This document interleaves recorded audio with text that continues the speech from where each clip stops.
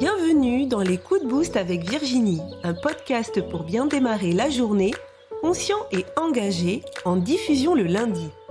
À partir d'une citation qui m'a inspirée, je vous apporte des angles de réflexion et surtout une tonne d'ondes positives pour cette journée et plus encore. Si vous souhaitez être informé de la diffusion de chaque nouvel épisode, abonnez-vous sur votre plateforme de podcast préférée. Et sur YouTube, pensez à cliquer sur la petite cloche, sinon vous ne recevrez pas les notifications. Pour vivre ces coups de boost en live, rendez-vous le mercredi dans le groupe Facebook privé Osmose Harmonisons nos relations. Vous pouvez aussi me retrouver sur ma chaîne YouTube Virginie Chastel ou ma page Facebook du même nom.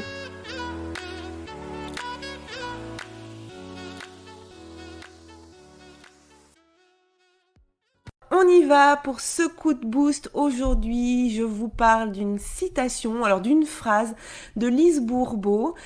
Lise Bourbeau nous dit « Les conflits vécus avec autrui éclatent pour nous aider à prendre conscience de nos propres conflits intérieurs. » Alors pour celles et ceux qui ne connaissent pas Lise Bourbeau, je vous en avais déjà un petit peu parlé. Je regarde si je l'ai là, le livre, les 5 blessures, non, il est sur ma table de nuit, je crois, les 5 blessures de l'âme qui nous empêchent d'être nous-mêmes. D'ailleurs, le titre, c'est les 5 blessures qui empêchent d'être soi-même, voilà. Et alors, comment on va pouvoir écouter, entendre, interpréter cette citation que j'ai choisie aujourd'hui. Et je vais vous dire, elle, qu'est-ce qu'elle entendait par ça. En tout cas, ce que j'en ai compris de ce que j'ai vu dans les articles qu'elle a pu écrire ou dans les livres qu'elle a pu écrire. Donc, les 5 blessures, j'en avais déjà parlé sans rentrer dans le détail dans un autre coup de boost où j'avais demandé aux personnes est-ce que vous connaissez ou pas. Donc, certaines personnes m'avaient dit qu'elles ne connaissaient pas. Donc, j'avais dit que j'en parlerai à un moment donné. Alors, c'est pas aujourd'hui que je vais les détailler. Je vous les redonne quand même les 5. Et pour les retenir, on pense à l'adjectif trahi, T-R-A-H-I. Donc, T pour trahison, R pour rejet, A pour abandon, H pour humiliation et I pour injustice.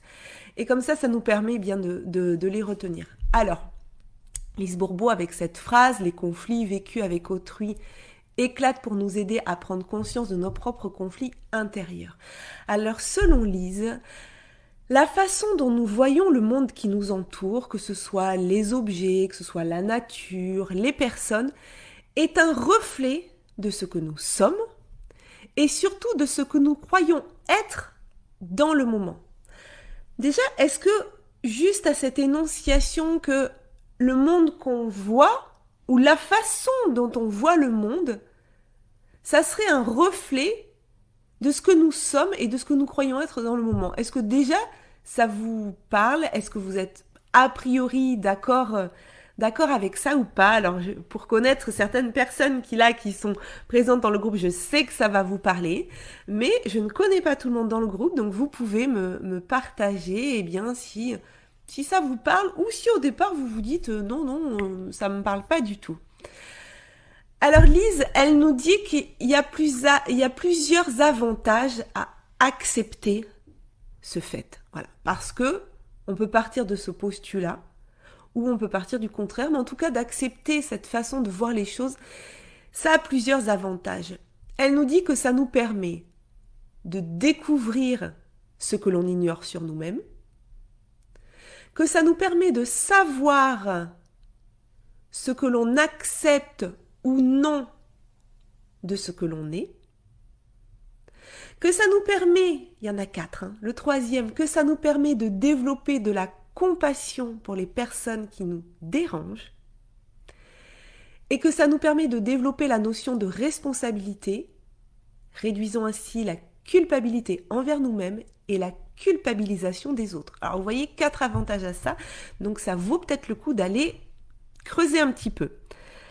Alors Stéphanie Hervé nous dit « Oh oui, le monde extérieur est une projection de notre monde intérieur ». Nathalie nous dit « Oui, complètement ». Et Myriam dit « En me posant la question, oui ». Donc ça veut dire qu'au départ, t'étais pas parti de ce principe-là et que quand tu te poses la question, tu dis oui. Eh bien, ce matin, je vais vous en parler, peut-être pour aller encore plus dans le oui, mais peut-être plus dans le oui en conscience, c'est-à-dire se dire pourquoi et comment et qu'est-ce que ça va m'apporter. Donc déjà, on a vu que ça allait pouvoir nous apporter ces 4 avantages. Alors on va regarder comment on peut découvrir comment on peut découvrir ça à travers les personnes qui nous entourent. Prenons par exemple l'exemple d'une personne de notre famille, par exemple, qui nous énerve. Alors ça pourrait être au travail, voilà. Essayez de penser à une personne qui vous énerve, que ce soit au travail, que ce soit dans votre entourage, proche ou moins proche, dans votre famille. Et Lise nous dit que, en fait, ce n'est pas ce qu'il fait ou ce qu'il dit qui nous fait réagir, mais bien notre jugement de ce qu'il est. Ainsi, dire « il m'énerve », en fait, ça serait faux. Il vaudrait mieux dire « je m'énerve en le voyant agir ». C'est pas l'autre qui nous énerve. C'est nous qui nous énervons de ce que l'on voit. Donc, ça vient de nous. Oui, Myriam dit « je n'en avais pas conscience ». Isabelle dit oui, tout à fait. Oui, souvent on n'en a pas conscience, et moi je vais vous dire qu'aussi il y a quelque temps, je n'avais pas conscience, et au fur et à mesure, si on réfléchit bien, quand quelqu'un nous énerve, c'est nous qui nous énervons en fait. Parce que il peut y avoir quelqu'un à côté de nous, si on lui dit « ah là là, mais elle m'énerve cette personne », et puis la personne à côté, des fois elle va vous dire « ah bon ? Bah non, moi ça va ».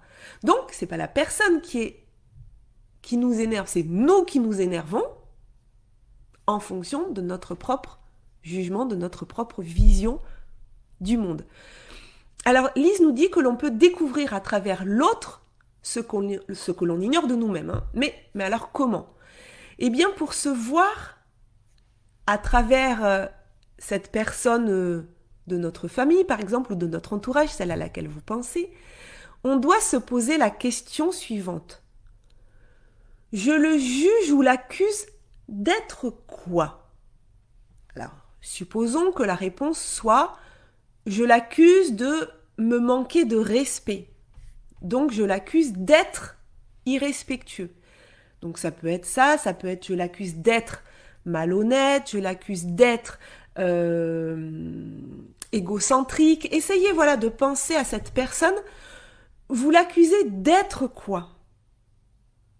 Voilà, essayez de réfléchir et peut-être mettez-moi dans le chat de quoi vous accusez cette personne. Alors d'être irrespectueux, malhonnête, égocentrique, je sais pas, voilà, dites-moi en commentaire. Je regarde vos messages. Alors Katia nous dit en le voyant agir ou en le voyant non agir. Oui, ça peut être je l'accuse d'être incapable de prendre une décision. Je l'accuse d'être incapable, de faire des choix, de s'affirmer, à quoi vous pensez ? Myriam, en fait, ça nous ramène à notre propre responsabilité, exactement. Katia, effectivement, l'autre nous renvoie notre reflet tel un miroir. Justement, tu as lâché le mot de miroir, c'est l'exercice du miroir que nous propose Lise. Alors, je continue. La réponse donc à la question qu'on disait, que je vous posais juste avant, c'est « je l'accuse d'être quoi ?» Donc, la réponse à cette question, nous indique que l'on n'accepte pas, par exemple, une personne irrespectueuse, et que ça nous signifie que lorsque nous sommes nous aussi irrespectueux, on ne s'accepte pas.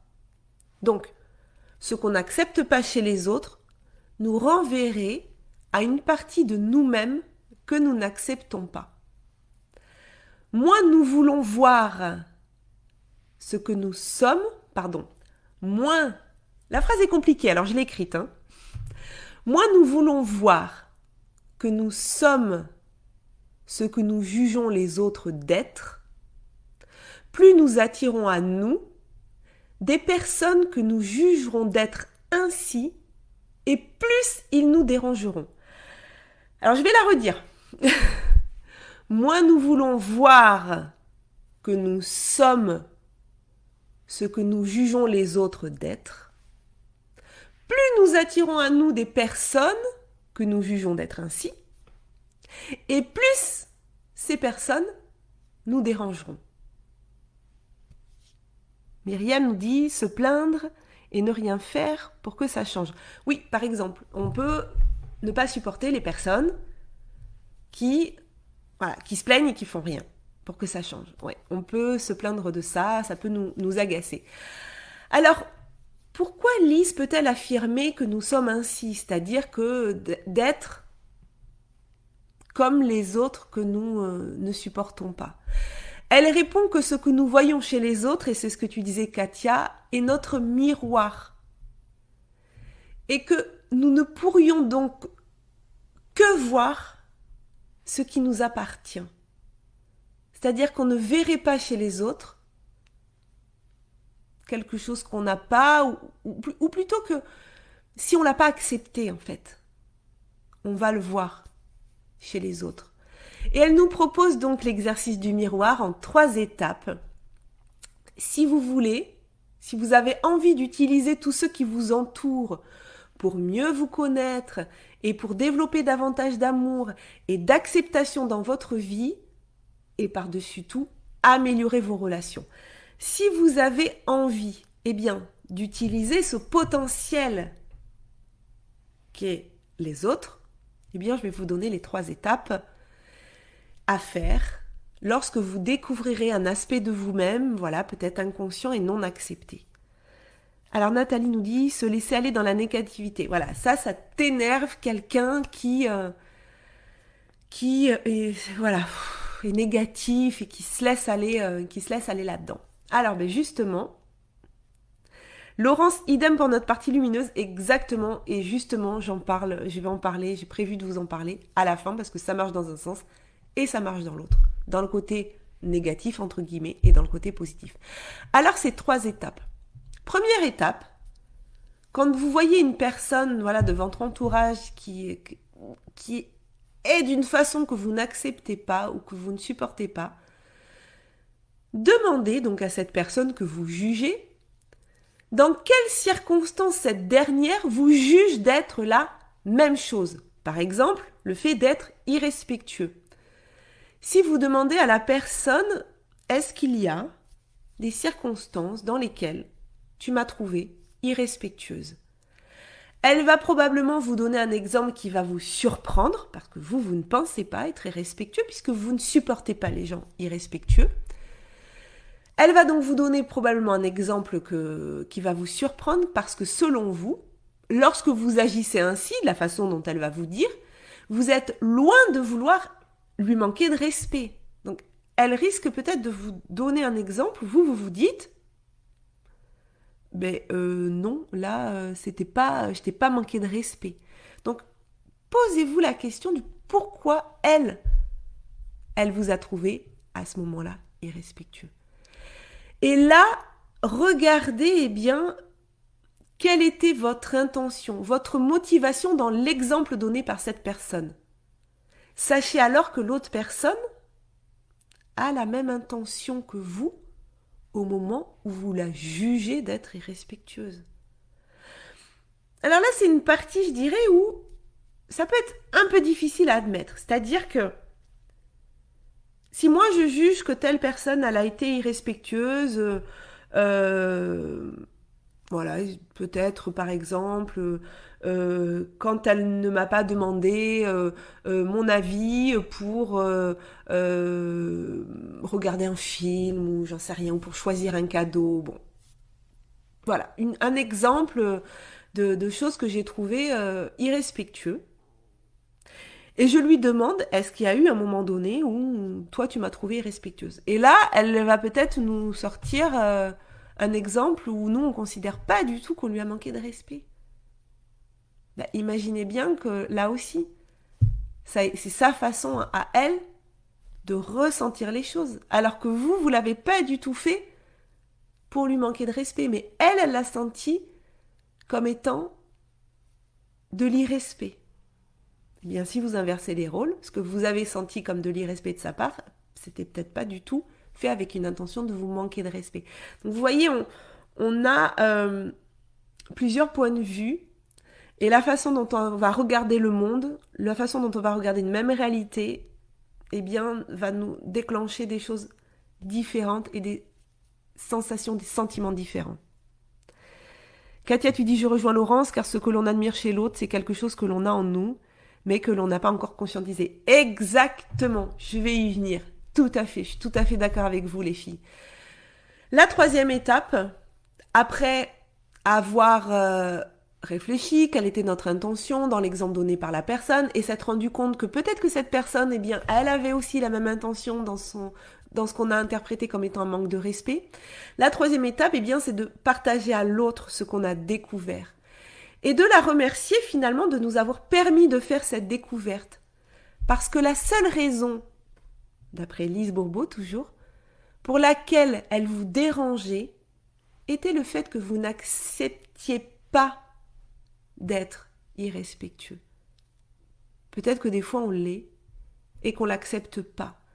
Et si on a des personnes autour de nous qu'on trouve irrespectueuses, c'est qu'on a à aller chercher sur cette partie de nous-mêmes. Élise, elle ajoute qu'elle sait bien sûr que ce n'est pas notre préférence d'être jugé, d'être irrespectueux par les autres, mais que c'est le seul moyen pour arriver à être ce que nous voulons être, et que ça, c'est le seul moyen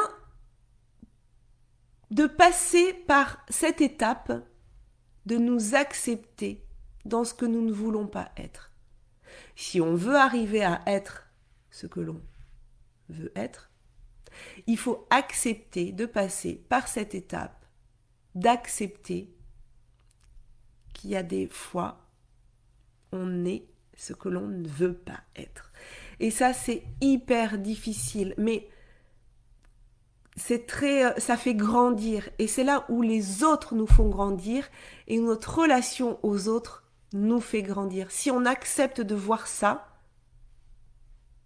mais on accepte il y a une certaine humilité aussi, de se dire, mais moi aussi des fois, je suis comme ça.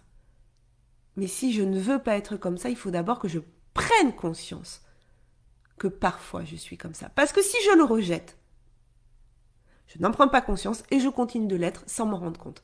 Et je continue à attirer des gens à moi qui sont comme ça pour me faire prendre conscience de ce que je suis. Donc voilà pour Lise la principale raison pour laquelle nous devons attirer à nous les personnes nécessaires qui vont nous aider à découvrir ce que nous n'acceptons pas de nous. Et lorsque nous voyons quelqu'un que nous jugeons d'être quelque chose de négatif, mais qui ne nous dérange pas, ça nous indique que nous nous donnons le droit d'être parfois ainsi. Et cela nous indique que nous nous dirigeons vers ce que nous voulons être de plus en plus souvent. Donc, pour arriver à être ce que nous sommes, il faut passer par l'acceptation des parties d'ombre pour faire sortir la lumière. Donc Lise, elle propose bien de faire cet exercice du miroir, hein, tu le disais Katia tout à l'heure, aussi, et Laurence nous l'a dit, avec un aspect que l'on admire chez quelqu'un. Une caractéristique que nous ne croyons pas être. Supposons, par exemple, que nous admirions une personne extravertie. Cela indique que nous sommes en réalité aussi extravertis, mais que, ne l'acceptant pas, nous faisons tout pour ne pas sembler extravertis.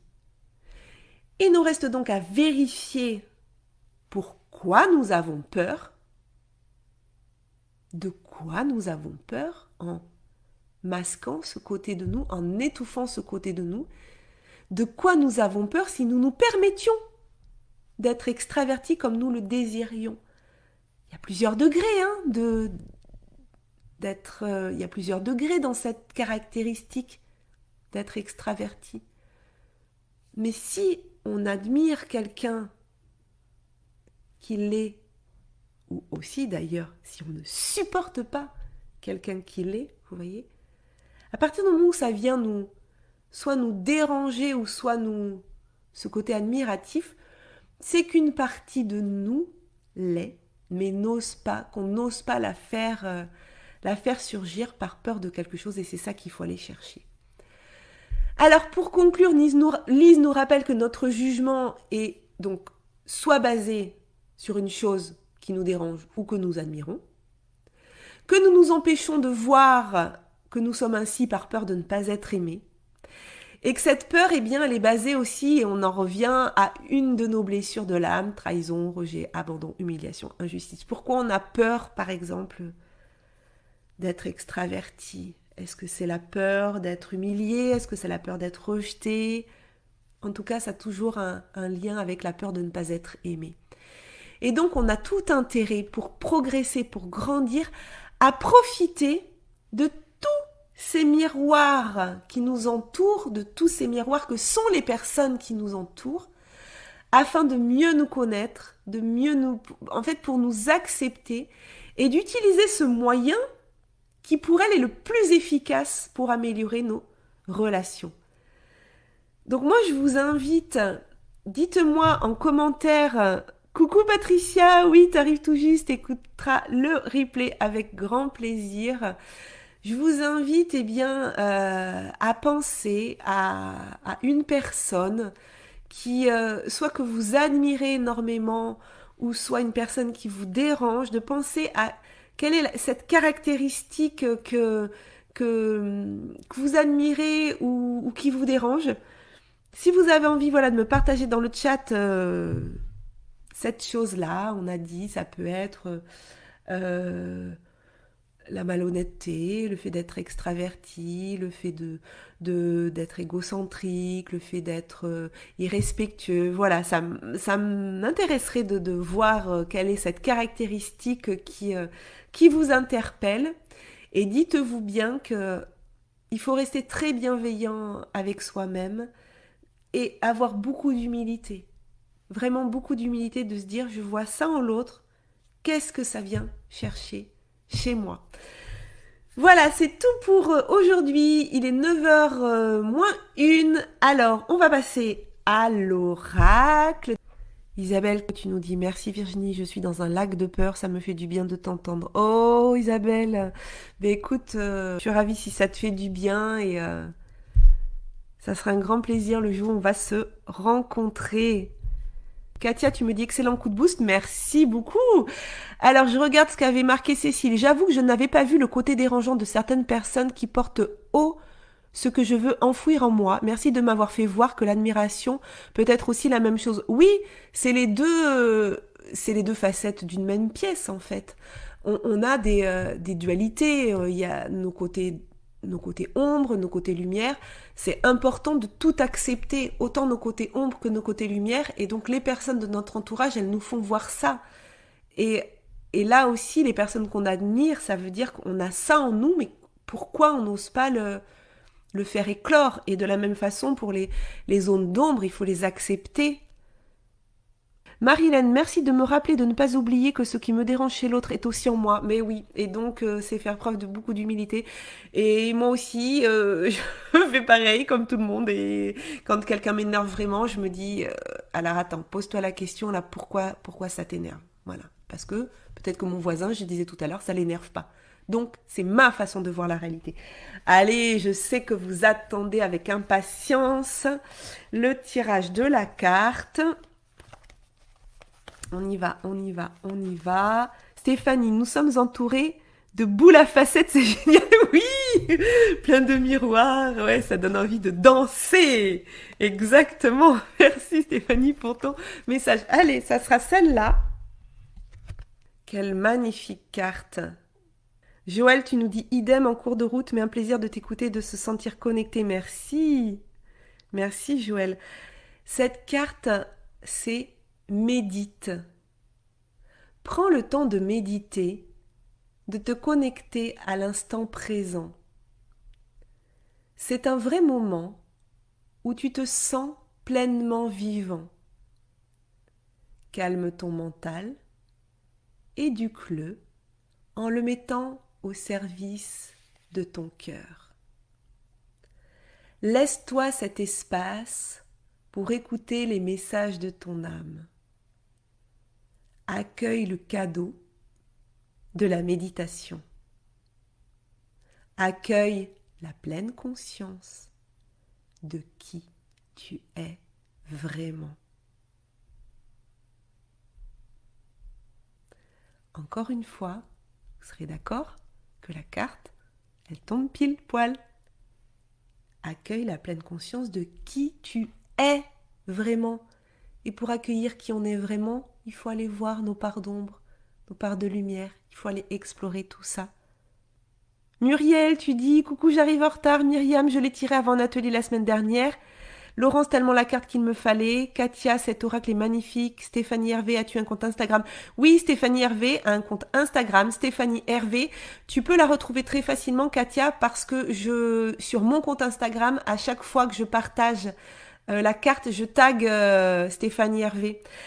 Alors, c'est Isabelle Mangin qui a gagné l'oracle, puisque c'est la carte numéro 16 et qu'Isabelle, tu avais dit le 17. Donc Isabelle, je vais t'envoyer un petit message privé pour que tu me donnes ton adresse et que Stéphanie puisse t'offrir cet oracle. Donc Stéphanie nous offre des oracles jusqu'à Noël. Donc le dernier, ça sera le 23. Donc il en reste encore à gagner. Merci beaucoup Stéphanie pour ta générosité. Merci infiniment. Je suis tellement contente de savoir que tu es là ce matin. Ça me fait un grand plaisir. Voilà, oui, c'est Stéphanie.-du-bas.hervé sur Instagram. Je vous souhaite... Ah non, j'oublie votre niveau d'énergie. Alors moi, j'ai gagné 2 points, je suis passée de 7 à 9. Et vous, combien de points vous avez gagné? Dites-moi, plus 1, plus 2, plus 3, plus 4, plus 10, je ne sais pas. Bravo Isabelle, oui, bravo pour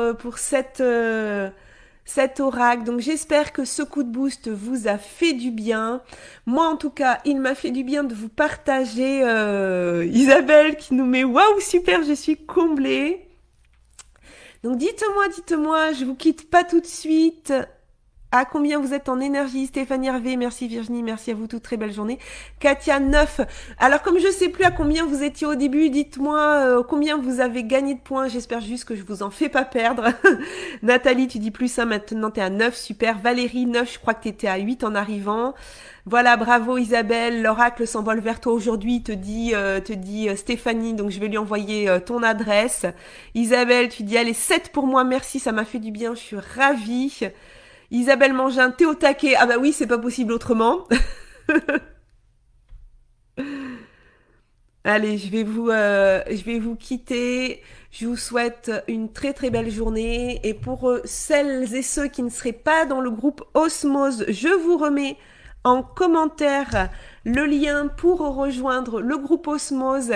Et vous avez aussi mon compte Instagram si vous souhaitez me suivre aussi sur Instagram. Je vais aussi vous le mettre dans le chat, comme ça vous avez juste à cliquer dessus. Et je vais vous mettre aussi celui de Stéphanie, comme ça c'est pareil.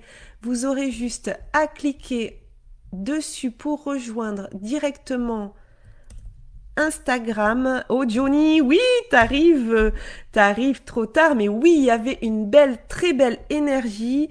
Donc je vais vous mettre aussi celui de Stéphanie Hervé